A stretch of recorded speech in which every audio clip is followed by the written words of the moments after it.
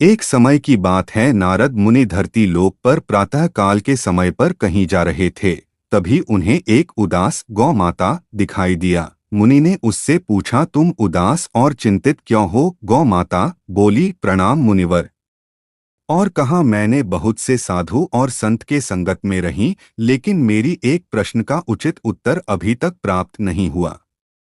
नारद मुनि मुस्कुराते हुए बोले, ऐसा कौन सा प्रश्न है जिसका उचित उत्तर अभी तक तुमको प्राप्त नहीं हुआ? गौमाता ने कहा कि हे मुनिवर, मेरा यह प्रश्न है कि इस संसार में सबसे बड़ा पापी कौन है? नारद मुनि कुछ क्षण चुप रहे और फिर मुस्कुराते हुए बोले, गौमाता, यह प्रश्न जितना सरल दिखता है उतना ही जटिल है। इसे समझने के लिए मैं तुम्हें एक कथा सुनाता हूँ। कथा सुनकर तुम स्वयं ही निर्णय कर सकोगे। नारद मुनि कथा सुनाना आरंभ करते हैं। बहुत समय पहले की बात है। पृथ्वी पर एक नगर था जहाँ 3 व्यक्ति रहते थे। पहला व्यक्ति एक अत्यंत धनवान व्यापारी था।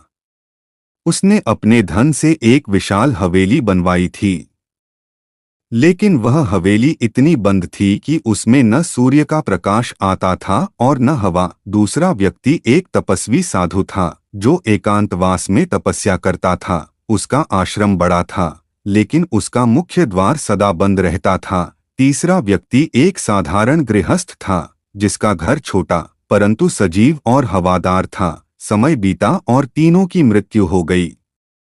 जब वे यमलोक पहुंचे तो यमराज को उनके कर्मों का निर्णय करने में कठिनाई हुई। उन्होंने चित्रगुप्त को बुलाया और कहा, हे चित्रगुप्त, कृपया इन तीनों के कर्मों का विश्लेषण कर हमें बताएं कि इनमें से सबसे बड़ा पापी कौन है। चित्रगुप्त सहमत हुए और तीनों से एक-एक करके बातचीत शुरू की। पहला व्यक्ति धनवान व्यापारी था। व्यापारी से पूछा, हे वणिक, तुमने जीवन भर इतनी संपत्ति अर्जित की, लेकिन क्या तुमने इस धन का उपयोग दूसरों की भलाई के लिए किया? व्यापारी ने सिर झुका लिया और कहा, नहीं मुनिवर, मैंने केवल अपनी हवेली बनाई। मैंने उसमें कोई खिड़की नहीं रखी, क्योंकि मैं चोरी का डर रखता था। मेरा उद्देश्य केवल अपना आराम सुनिश्चित करना था। यह सुनकर चित्रगुप्त बोले, वत्स, तुम्हारी हवेली केवल ईंटों की दीवार नहीं थी, वह तुम्हारे स्वार्थ और डर का प्रतीक थी। खिड़कियों और रोशनी का अभाव यह दर्शाता है कि तुमने दूसरों के लिए कोई स्थान नहीं छोड़ा। यह न केवल वास्तु दोष है, बल्कि तुम्हारे जीवन का सबसे बड़ा पाप भी है। धन का उपयोग यदि परोपकार में न हो तो वह केवल बोझ बन जाता है। दूसरा व्यक्ति तपस्वी साधु था। फिर चित्रगुप्त ने साधु की ओर देखा और पूछा, हे तपस्वी, तुमने अपने द्वार बंद क्यों रखे? क्या यह तुम्हारे तप का भाग था? साधु ने उत्तर दिया, मुझे भय था कि संसार की बुराइयां मेरी तपस्या में बाधा डाल देंगी, इसलिए मैंने हमेशा एकांतवास किया। चित्रगुप्त मुस्कुराए और बोले, वत्स, सच्चा तप वह है जो दूसरों को प्रेरणा दे। तुम्हारा द्वार बंद रखना यह दिखाता है कि तुमने अपने भीतर असुरक्षा और भय को स्थान दिया। तुमने दूसरों की सेवा के लिए कोई स्थान नहीं बनाया। यह भी एक प्रकार का पाप है। तीसरा व्यक्ति साधारण गृहस्थ था। अंत में चित्रगुप्त गृहस्थ के पास गए और पूछा, वत्स, तुम्हारा घर छोटा होने के बावजूद हमेशा हवादार और खुला क्यों रहता था?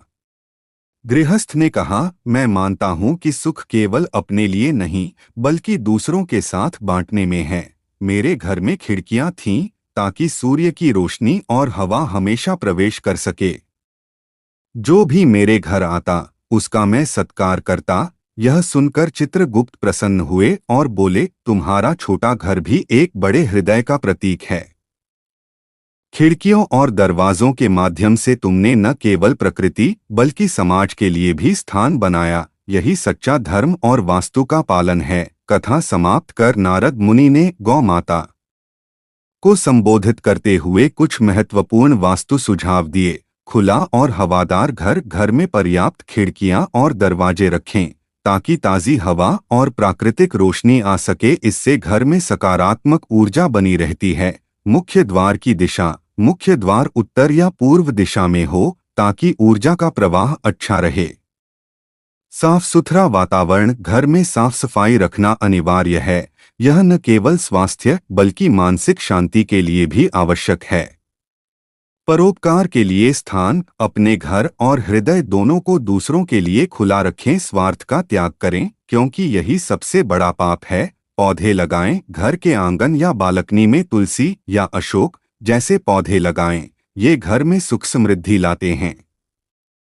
नारद मुनि ने अंत में कहा, सबसे बड़ा पाप वह है जो अपने हृदय और घर दोनों को बंद कर देता है, चाहे वह धन के लोभ में हो या तपस्या के भय में। सच्चा धर्म वह है जो दूसरों के लिए स्थान बनाता है। इस कथा ने गौ माता को प्रेरित किया और गौ माता ने मुनिवर को धन्यवाद करते हुए कहा कि हे मुनिवर, आपकी कथा से मेरी शंका का समाधान होगा है और मैं धरती लोक के मनुष्यों को आपकी कथा और वास्तु सुझाव को अवश्य सुनाऊंगी।